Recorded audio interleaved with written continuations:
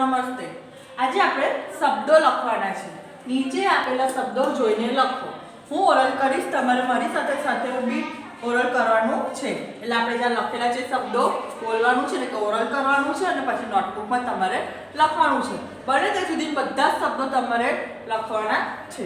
ચલો, કમલ, કમલ, ખલ, ગમલા, ઘડી, ચરખા, છતરી, જહાજ, ઝરણા, ટમટમ, ઠઠેરા, ડમરું, ઢોલ, ફોન, તબલે, થર્મોસ, દરવાજા, ધનુષ, નળ, પતંગ, ફળ, બસ।